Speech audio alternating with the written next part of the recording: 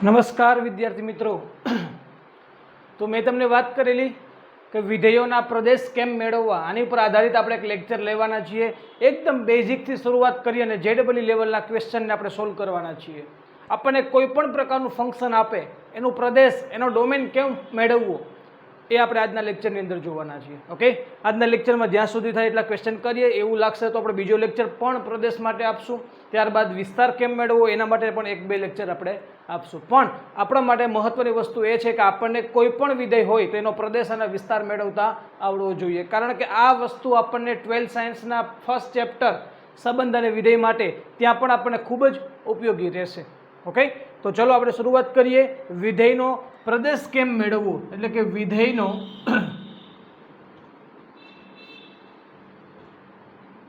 પ્રદેશ મેળવવા પર આધારિત દાખલાઓ.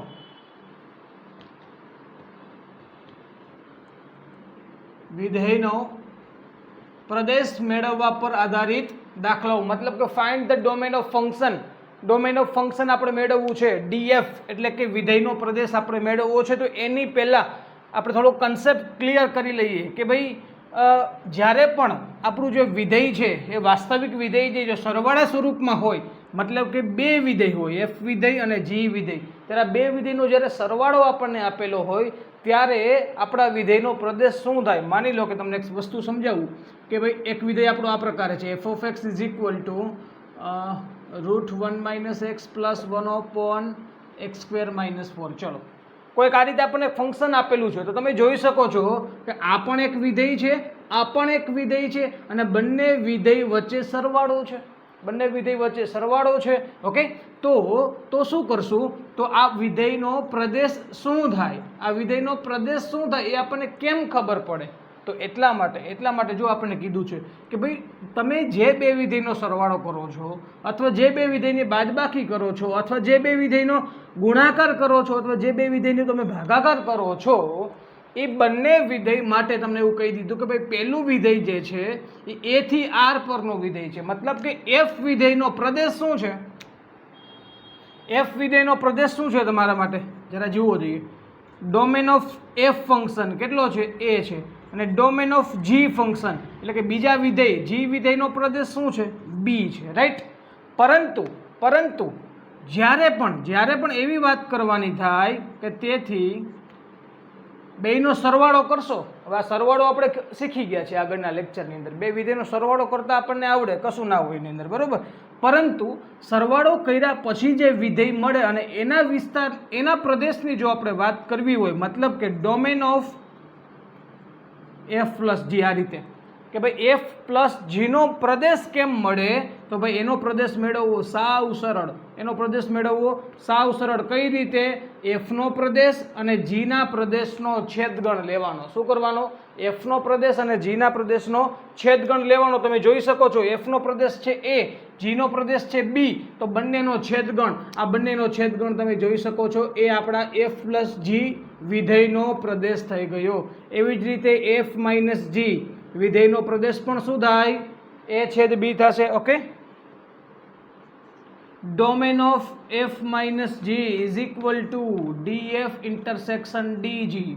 એવી જ રીતે ડોમેન ઓફ F * G, બેનો ગુણાકાર હોય તો પણ DF ઇન્ટરસેક્શન DG. ચલો, સરવાળા બાદબાકી ગુણાકાર આ ત્રણમાં કાંઈ પ્રશ્ન નથી. આપણે શીખી ગયા કે ભાઈ F વિધેયનો પ્રદેશ અને G વિધેયનો પ્રદેશ, આ બે વિધેયના પ્રદેશનો છેદગણ, બે વિધેયના પ્રદેશનો છેદગણ આપણે લેવાનો. એ બેયનો છેદગણ જે મળે એ આપણા માંગેલો વિધેય એટલે કે સરવાળોનો વિધેય હોય, બાદબાકીનો વિધેય હોય કે ગુણાકારવાળો વિધેય હોય, એ ત્રણ વિધેયનો પ્રદેશ થશે. પરંતુ જ્યારે ભાગાકારની વાત આવશે ત્યારે શું, બંનેનો છેદગણ તો આવશે, નો ડાઉટ. તમે જોઈ શકો છો, જુઓ બંનેનો છેદગણ તો છે જ. ડોમેન ઓફ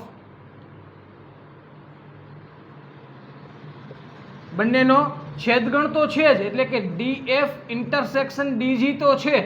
પરંતુ જ્યારે A અને B નો છેદગણ તો હશે, પરંતુ ભાઈ x ની એવી કિંમતો જે તમારા છેદના વિધેયને છેદમાં રહેલા વિધેયને કેવું બનાવે? 0 બનાવે.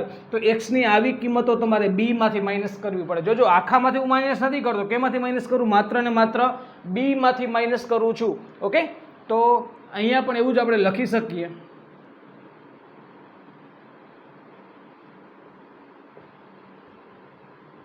ચલો રેડી. તો આ વાત થઈ ગઈ સરવાળા, બાદબાકી, ગુણાકાર અને ભાગાકાર. આપણે સમજી ગયા, શીખી ગયા કે ભાઈ સરવાળા દ્વારા મળતું વિધેય અને એના પ્રદેશની જો વાત કરવી હોય તો જે બે વિધેયના સરવાળાની વાત છે એ બે વિધેયના પ્રદેશનો છેદગણ. બાદબાકીમાં પણ એવું જ થાય, બે વિધેય પ્રદેશના છેદગણ. અને ગુણાકારમાં પણ એવું જ બને, બંને વિધેયના પ્રદેશનો છેદગણ. ઓકે, સરવાળા, બાદબાકી, ગુણાકારની વાત થઈ ગઈ. હવે વાત કરીએ આપણે ભાગાકાર માટે. તો ભાગાકાર માટે માત્ર આટલું જ ધ્યાન રાખવાનું કે ભાઈ છેદમાં એક વિધેય છે તો છેદમાં જે રહેલું વિધેય 0 ન થવું જોઈએ. મતલબ કે એક્સની એવી કિંમતોને બી માંથી માઇનસ કરી નાખો કે જે આપણા છેદમાં રહેલા વિધેયને 0 કરે. ઓકે, આ માત્ર એક થિયરી હતી. આપણે ફટાફટ આગળ વધવું છે.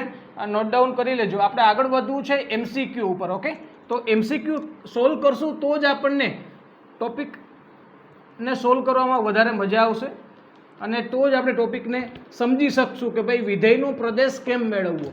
આપણે એકદમ બેઝિક લેવલથી આગળ વધવાના છીએ, એટલે કોઈ પ્રકારની ચિંતા નથી કરવાની ભાઈ. ચલો, અત્યાર સુધી કદાચ અત્યારે કરાવેલી થિયરીમાં પણ ના સમજાતું હોય તો એ કાંઈ વાંધો નહીં. હવે જે સમજાવવા માટે જાઉં છું એમાં ખાસ ધ્યાન આપીએ. મેં એક લિસ્ટ બનાવી લીધું છે જેથી કરીને શું થાય કે ભાઈ ક્વેશ્ચન જે છે એક પણ પ્રકારના છૂટી ના જાય અને બધા ક્વેશ્ચન આપણે એકી સાથે તમારી સામે હું આપી શકું. ઓકે, ચલો ફર્સ્ટ ક્વેશ્ચન જોઈએ. નીચેના વિધેયોના પ્રદેશ મેળવો. આપણી પાસે એફ વિધેય છે, F of x is equal two x cube minus 3. ચલો, હવે આપેલા આ વિધેયનો પ્રદેશ મેળવવો છે. ભાઈ પ્રદેશ મેળવવો એટલે શું કે જે એક્સની એવી કિંમતો મેળવવાની કે જે તમારા વિધેયને વ્યાખ્યાયિત કરે, જે તમારા વિધેયનું અસ્તિત્વ જાળવી રાખે. ઓકે, તો તમે જોઈ શકો છો નથી અહીંયા છેદવાળી વસ્તુ. જો છેદ હોત તો વિચારત કે છેદમાં 0 થવો જોઈએ નહીં. જો વર્ગમૂળ હોત તો આપણે વિચારત કે વર્ગમૂળની અંદર માઇનસ થવા જોઈએ નહીં. પરંતુ એવું કાંઈ જ નથી, નોર્મલ છે. અહીંયા એક્સના બદલે તમે ગમે તે રાખો, ગમે તે કિંમત રાખો, વિધેયનું અસ્તિત્વ છે અને છે જ. એટલા માટે તમે ડાયરેક્ટલી આન્સર આનો આપી શકો છો. ડાયરેક્ટલી આન્સર આપી શકાય કે ડોમેન ઓફ ફંક્શન, વિધેયનો પ્રદેશ domain of function is equal to R. શું આવશે પ્રદેશ? વિધેયનો પ્રદેશ શું થશે? આર. મતલબ શું થયો કે એક્સ બિલોંગ્સ ટુ આર. તમે એક્સની કિંમત કોઈ પણ વાસ્તવિક સંખ્યા લઈ શકશો. ઓકે, તો અહીંયા આપણને વિધેયનો પ્રદેશ મળે છે આર અને આવા પ્રદેશને તમે માઇનસ ઇન્ફિનિટિવથી પ્લસ ઇન્ફિનિટિવ એના દ્વારા પણ દર્શાવી શકશો. ઓકે, ચલો સેકન્ડ ક્વેશ્ચન પર આવી જાઓ ભાઈ. થોડુંક લેવલ આપણે વધીએ છીએ.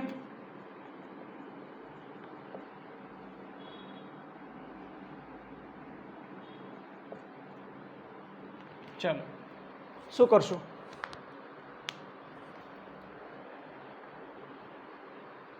જો ભાઈ આ ક્વેશ્ચનને તમે બે પ્રકારે સોલ્વ કરી શકશો. કયા બે પ્રકારે સોલ્વ કરી શકાય? કે ભાઈ અંશમાં જે વસ્તુ છે, હમણાં આપણે જોયું ને ભાગાકારનો નિયમ, હું તમને બંને રીતે સોલ્વ કરીને બતાવું છું આન્સર. બરાબર, આપણે હમણાં જોયું ભાગાકારનો નિયમ અંશ હોય છેદ હોય. બરાબર, તો અંશનું પ્રદેશ, છેદનો પ્રદેશ, બેયનો છેદગણ આપણે લેવાનો. મતલબ કે એફ વિધેય અને જી વિધેય બંનેના પ્રદેશનો છેદગણ. પણ ધ્યાન એ રાખવાનું છેદમાં 0 થવા જોઈએ નહીં. પણ એનાથી ઇઝી હું તમને એનાથી ઇઝી સમજાવું કે ભાઈ આ આખું એક વિધેય છે. સમજો આ શું છે? એક આખું વિધેય છે. હવે આપેલું આખું વિધેય છે તો એના માટે આપણે ધ્યાન શું રાખવાનું હોય કે છેદમાં 0 ન થવા જોઈએ. હું એકદમ તમને દેશી ભાષામાં લખી દઉં છું એટલે તમને યાદ રાખવાની મજા આવશે. ઓકે, છેદમાં 0 ન થવા જોઈએ. તેથી છેદમાં 0 ક્યારે થશે જરા વિચારીએ. બરાબર, 0 મૂકી દો તો ગુણાકાર 12 થવો જોઈએ. સરવાળો 8 6 2 12. મતલબ શું થયો કે x ની કિંમત 6 અને x ની કિંમત 2. તો આ બે કિંમતો માટે છેદ કેવો થઈ જશે? 0 થઈ જશે. આ બે કિંમતો માટે છેદ 0 થઈ જશે. હવે આ બે કિંમતો હું મૂકી શકું નહીં. તેથી તેથી બાકી તો ગમે તે કિંમત મૂકો કાંઈ ફેર ના પડે. તેથી ડોમેન ઓફ ફંક્શન એટલે વિધેયનો પ્રદેશ શું થાય? ટોટલ આર લખી શકાય, આખે આખું વાસ્તવિક સંખ્યા ગણ લખી શકાય, પરંતુ એમાં તમે 2 અને 6 લખી શકો નહીં. તેમાં તમે 2 અને 6 લખી શકો નહીં. ઓકે, ચલો હવે આપણને પ્રશ્ન એમ થાય કે સાહેબ આપણે થોડી વાર પહેલાં હમણાં એવું ભણ્યા કે ભાઈ જ્યારે પણ ભાગાકારવાળું વિધેય આવે એટલે કે એફ વિધેય અંશમાં હોય, જી વિધેય છેદમાં હોય, ત્યારે એનો પ્રદેશ આ રીતે મળે, ડીએફ ઇન્ટરસેક્શન ડીજી, બરાબર, અને માઇનસ એક્સની વેલ્યુ કે જ્યાં તમારું જી વિધેય કેવું બને? 0 બને. આવી વેલ્યુને આપણે ડીજીમાંથી માઇનસ કરતા હોઈએ, રાઈટ? તો હવે તમે જ કયો મને, જુઓ આવી જાઓ. ડીએફ વિચારજો, એફ તમે સમજો થોડી વાર પહેલાં કે આ એફ શું છે? અંશમાં રહેલ વિધેય છે.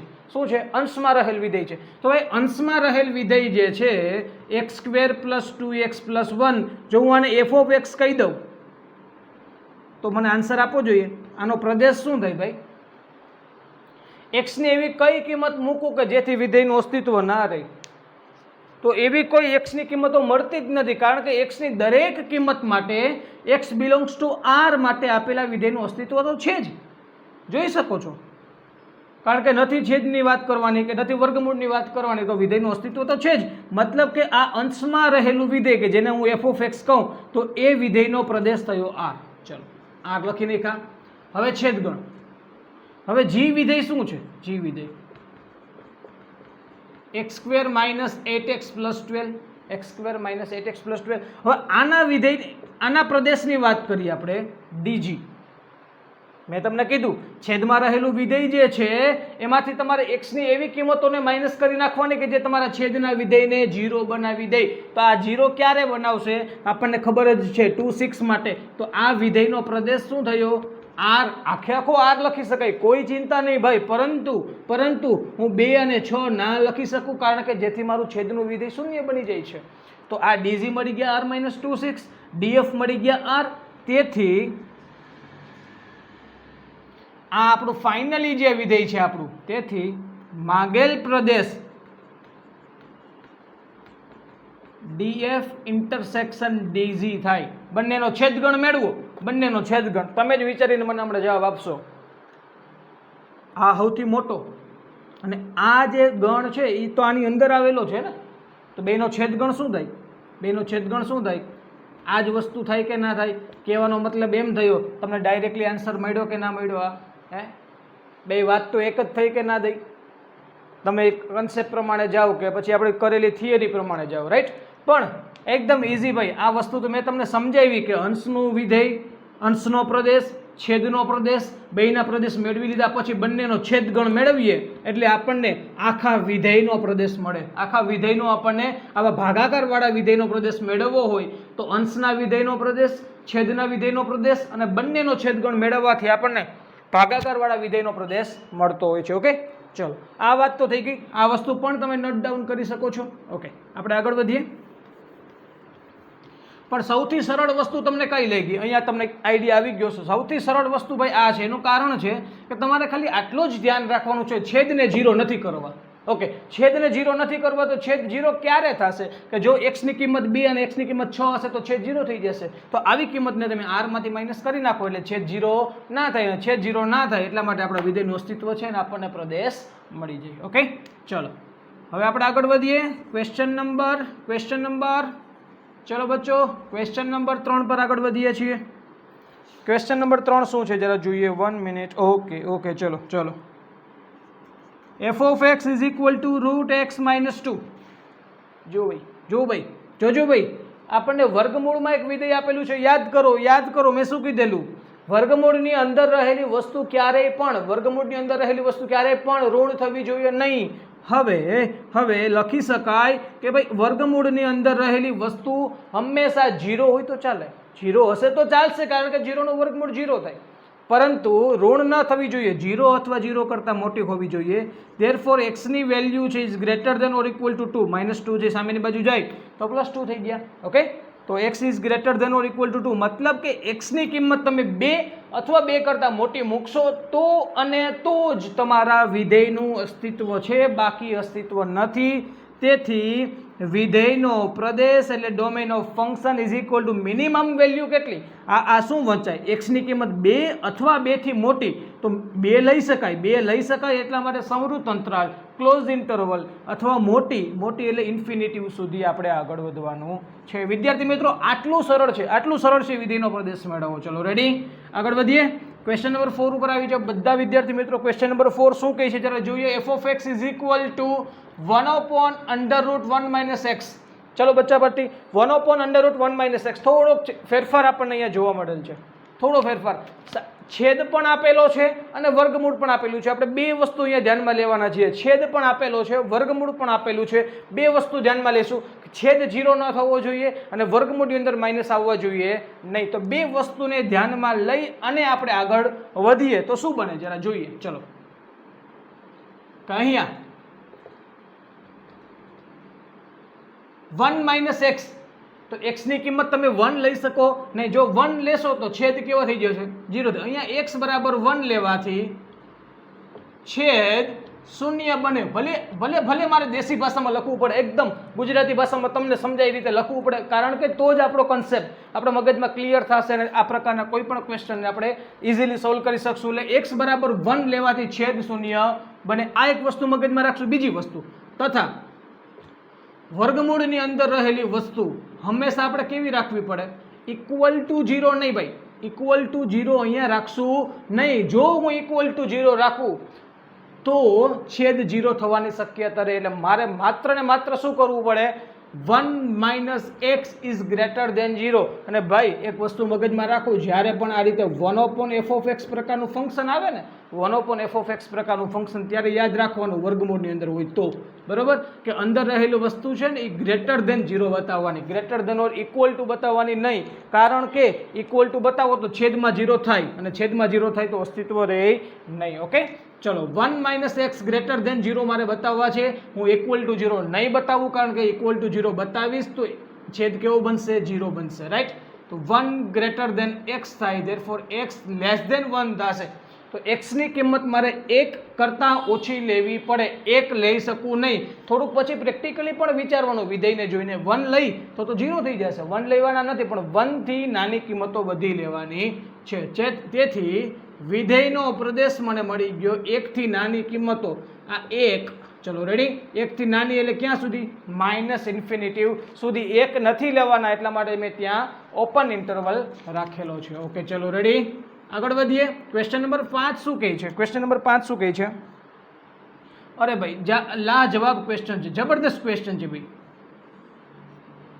જો પાંચમો ક્વેશ્ચન શું કહે છે જરા વિચારીએ આપણે. બે રીતે હું તમને ક્વેશ્ચન સોલ્વ કરીને બતાવીશ. હું બે રીતે ક્વેશ્ચન તમને બતાવીશ સોલ્વ કરીને, કઈ રીતે આપણે આપણને મજા આવે રીતે સોલ્વ કરવાનો છે. ચલો, x - 2/3 - x. ચલો શું કરશું અહીંયા? આપણને અંશમાં પણ એક વિધેય આપેલું છે, છેદમાં પણ એક વિધેય છે, અથવા તો એવું કહી શકાય કે આખા વર્ગમૂળમાં એક x - 2/3 - x. એક વસ્તુ તમે સમજો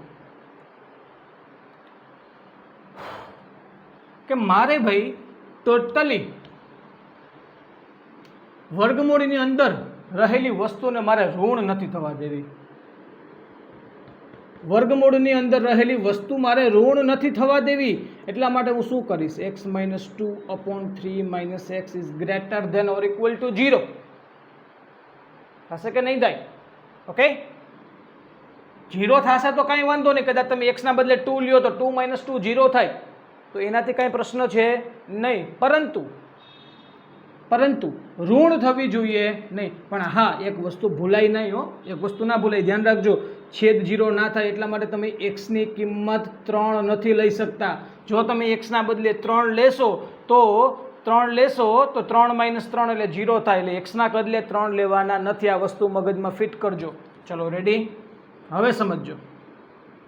આપણે શું કહીએ છીએ કે ભાઈ વર્ગમૂળની અંદર રહેલી વસ્તુ greater than or equal to 0 છે. ભાઈ ઇક્વલ ટુ 0 પણ હું એટલા માટે લઈ શકું કારણ કે અહીંયા 2 લ્યો તો 2 - 2 0 થાય, અસ્તિત્વ તો રહેશે, બરોબર. ચલો હવે મારે શું કરવું, હવે મને આન્સર કેમ મળશે? તો ભાઈ આન્સર મેળવવા માટે યાદ રાખજો, જ્યારે પણ તમને આ પ્રકારની પરિસ્થિતિ તમારી સામે આવે ત્યારે શું કરવું, આ ખાસ મગજમાં રાખજો ભાઈ.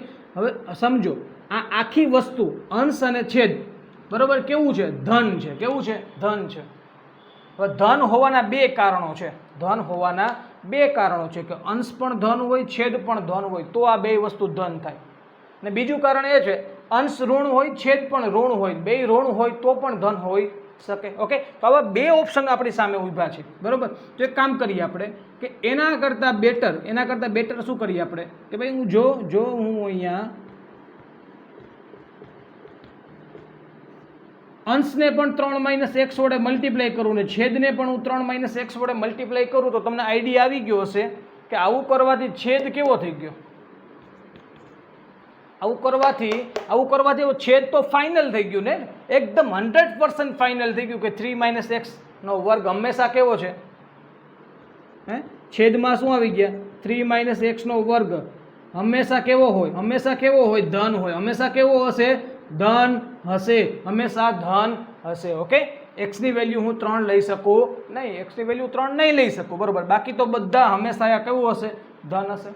તો હવે વાત શેની આવી ખાલી, હવે કોની વાત આવે ખાલી, અંશ માટે. તેથી x - 2 × 3 - x ને આપણે કેવા બનાવવાના છે, ધન બનાવવાના છે. કેવા બનાવવાના છે ભાઈ, ધન બનાવવાના છે. ચલો રેડી. હવે અહીંયા હું ઇક્વલ રાખીશ નહીં, મારે આને ધન કરવા છે, ફક્ત ને ફક્ત ધન. તો કઈ રીતે હું આને ધન બનાવી શકું, વિચારો. જ્યારે પણ આપણને વિચાર ના પહોંચે ત્યારે આ પ્રકારની પરિસ્થિતિમાં આને સોલ્યુશન કરવા માટે એક સંખ્યા રેખાનો તમારે ઉપયોગ કરવાનો. સૌથી સરળ મેથડ છે તમારા માટે, સૌથી સરળ મેથડ. આ બાજુ તમારે પ્લસ ઇન્ફિનિટિવ લખી નાખવાના, આ બાજુ માઇનસ ઇન્ફિનિટિવ લખવાના. આ બેના શૂન્ય મેળવી લો. શૂન્ય મેળવવા એટલે કે આની બરાબર 0 મૂકો, આની બરાબર 0 મૂકો. આની બરાબર 0 મૂકશો તો x બરાબર 2 મળે, આની બરાબર 0 મૂકો તો x બરાબર 3 મળે. એટલે અહીંયા 2 લખીએ ને અહીંયા 3 લખીએ. તો આપણી પાસે અહીંયા 3 વિભાગ આવ્યા. કેટલા વિભાગ આવ્યા, 3 વિભાગ આવ્યા. જરા ચેક કરો.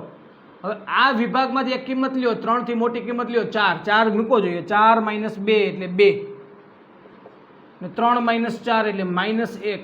તો આ વસ્તુ કેવી થઈ, નેગેટિવ. તો અહીંયા તો આ વિભાગ માટે તો આપણને કિંમત કેવી મળે, નેગેટિવ મળે. પણ આપણે તો કેવી જોઈએ, ધન જોઈએ. જોઈ શકો છો ને, આપણે કિંમત કેવી જોઈએ છે ભાઈ, ધન કિંમત જોઈએ. કારણ કે જો આ ધન થશે તો છેદ તો ધન છે જ, તો એટલા માટે અંશ ધન, છેદ ધન, તો આખું સ્વરૂપ કેવું થઈ ગયું, ધન થઈ ગયું. અને આખું સ્વરૂપ ધન થઈ ગયું તો આપણું વિધેય કેવું થઈ ગયું, વ્યાખ્યાયિત થઈ ગયું. મતલબ કે આ વિભાગ તો લઈ શકાશે નહીં, એ વિભાગ માટે તો ઋણ કિંમત મળે. આગળ આવો, 2 અને 3 ની વચ્ચેની કોઈ કિંમત લ્યો. માની લો કે 2.5 લઉં. 2.5 માટે વિચારો, 2.5 મૂકી દો. 2.5 - 2.5 3 - 2.5 0.5. આ પ્લસ છે, આ પણ પ્લસ છે, મતલબ કે આ વિભાગ કેવો એવો પ્લસ. હવે એક શોર્ટકટ આપી દઉં, જો આ માઇનસ હોય ને આ પ્લસ હોય ને તો હંમેશા માઇનસ જ હોય. ચેક કરવું હોય તો કરી લેજો. 2 થી આ બાજુ આવો, 0 મૂકી દો. 2 થી નાની કિંમત 0 મૂકો. 0 - 2 minus 3 - 0 plus minus plus minus. Ready. તો આ રીતે આપણે સમજી શકીએ છીએ કે 2 થી લઈ અને 3 સુધીનો જે વિભાગ છે ને, 2 થી લઈને 3 સુધીનો વિભાગ એ આપણને પ્લસ કિંમત આપે છે. તેથી x ની કિંમત કેવી, 2 લ્યો તો ચાલે, જરા વિચાર કરો. 2 લ્યો તો ચાલશે, 2 ની કિંમત લઈએ તો ચાલે કે ના ચાલે, ઇક્વલ 0 રાખી દઈએ. ચલો 2 ની કિંમત લઈએ તો ચાલશે.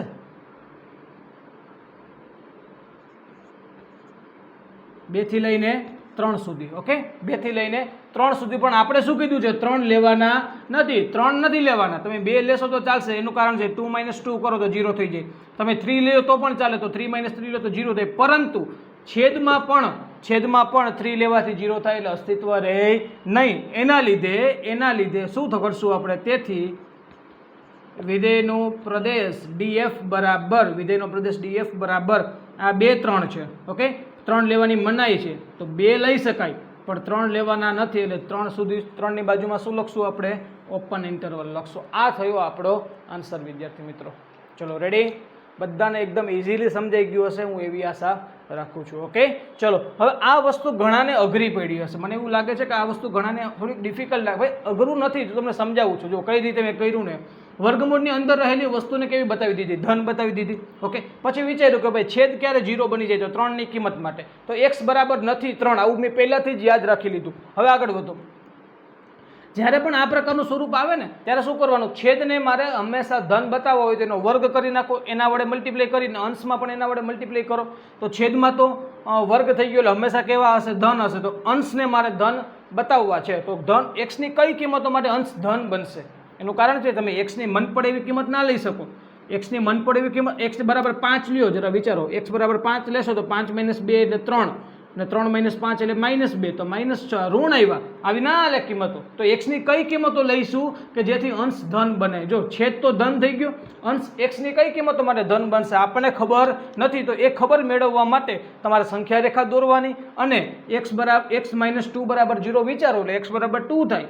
3 - x બરાબર 0 વિચારો એટલે x બરાબર 3 થાય. તો 2 અને 3 આ બાજુ ધન ઇન્ફિનિટિવ, આ બાજુ ઋણ ઇન્ફિનિટિવ, આ 3 વિભાગ પડ્યા, 3 અંતરાલ પડ્યા. તો એમાંના પહેલા અંતરાલ માટે વિચારવાનું, 3 અને ઇન્ફિનિટિવ વચ્ચેની કોઈ એક કિંમત લઈ અહીંયા મૂકવાની, અહીંયા કોઈ મૂકવાની, બરોબર. વિચારવાનું કે શું થાય છે, ઋણ મળે છે. ચલો આગળ વધો. આ બેની વચ્ચેની કોઈ કિંમત લઈને વિચારવાની, ત્યાં ધન મળે. બસ આપણું કામ શું છે, જ્યાં ધન મળે ત્યાં અહીંયા ઋણ મળે. તો આ ધન મળે એ આપણો શું છે, જવાબ છે. એટલા માટે x બિલોંગ્સ ટુ 2 2 3. પરંતુ જો આ 3 લઈએ તો છેદનું અસ્તિત્વ ના રહે, એટલા માટે 3 ને મારે રિમૂવ કરવા પડે. બસ આટલું ઇઝી હતું દાખલો.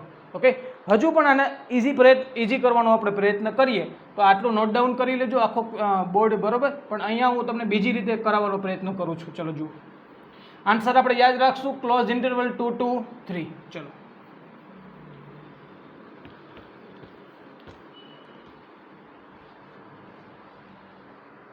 ચલો શું કરશું ભાઈ, આપેલા ફંક્શનને આપણે આ રીતે લખી શકીએ કે ના લખી શકીએ? પહેલાં હું આ આપેલા ફંક્શનને 2 ફંક્શનમાં કન્વર્ટ કરું. ચલો રેડી. આ આપણું અંશનું વિધેય, આ આપણું છેદનું વિધેય. બસ આ રીતે મારે કરવું છે, બરાબર. અંશનું વિધેય અને છેદનું વિધેય. તો અંશના વિધેયનો પ્રદેશ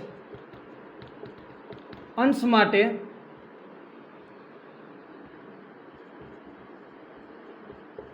x - 2 greater than or equal to 0 રાખો તો જ અંશનું અસ્તિત્વ છે કે નહીં? કારણ કે અંશનું અસ્તિત્વ, અંશમાં x - 2 છે, ત્યાં કદાચ 0 થાય તોય ચાલે, અંશમાં કદાચ 0 થઈ જશે તો હાલશે, એનાથી વાંધો નથી. એટલા માટે x - 2 અંશની અંદર, વર્ગમૂળની અંદર રહેલી વસ્તુ છે, વર્ગમૂળની અંદર ઋણ થવા જોઈએ નહીં, પણ 0 થાય તો ચાલે. એટલા માટે ધન કરવાના છે, 0 અથવા તો ધન. એટલે x - 2 is greater than or equal to 0.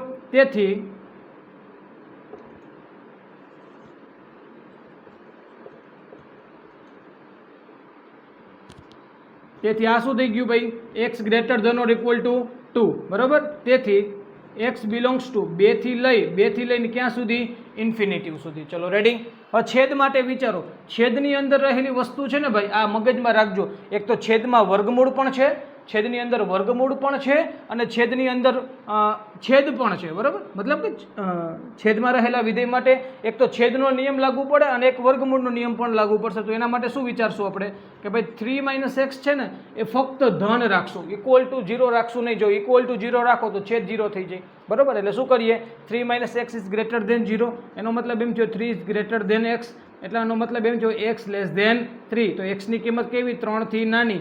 તો x બિલોંગ્સ ટુ 3 થી નાની -ઇન્ફિનિટી ટુ 3. ચલો આ શું થયું, આ આપણને અંશનો પ્રદેશ મળ્યો. શું મળ્યો ભાઈ, અને આપણે કહીએ અંશનો પ્રદેશ.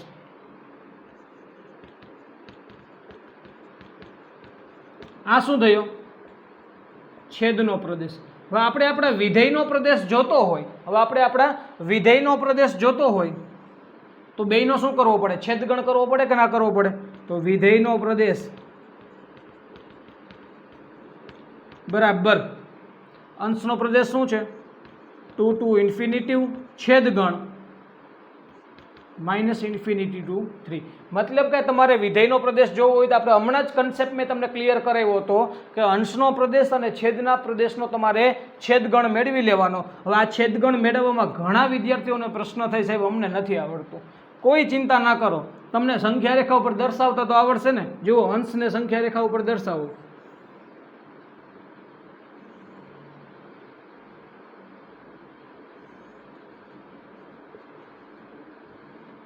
બે થી લઈને ઇન્ફિનિટિવ સુધી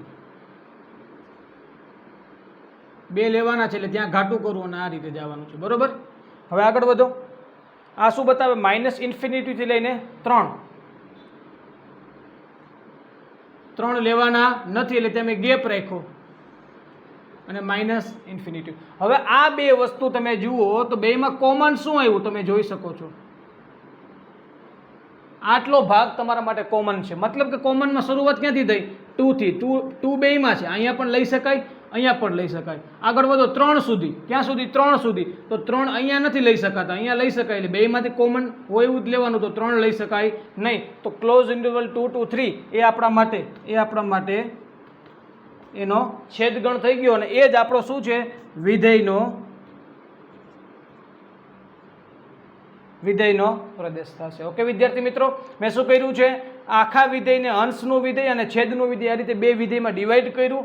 અંશના વિધેયનો પ્રદેશ મેળવી લીધો, છેદના વિધેયનો પ્રદેશ મેળવી લીધો અને બંનેનો છેદગણ કર્યો. ધ્યાન રાખવાનું, છેદના વિધેયનો તમે જ્યારે પ્રદેશ મેળવતા હોય ને, કદાચ તમારે ઇક્વલ 0 કરવા હોય તો કરાય, પરંતુ તમારે એક્સની એવી કિંમતને તો કાઢી જ નાખવી પડે કે જે તમારા છેદને 0 બનાવે. એટલા માટે મેં પહેલેથી જ ઇક્વલ 0 રાખેલા નથી. ઓકે, હવે બંને પ્રદેશનો છેદગણ મેળવી લ્યો એટલે વિધેયનો પ્રદેશ મળે અને આ આપણો આન્સર છે.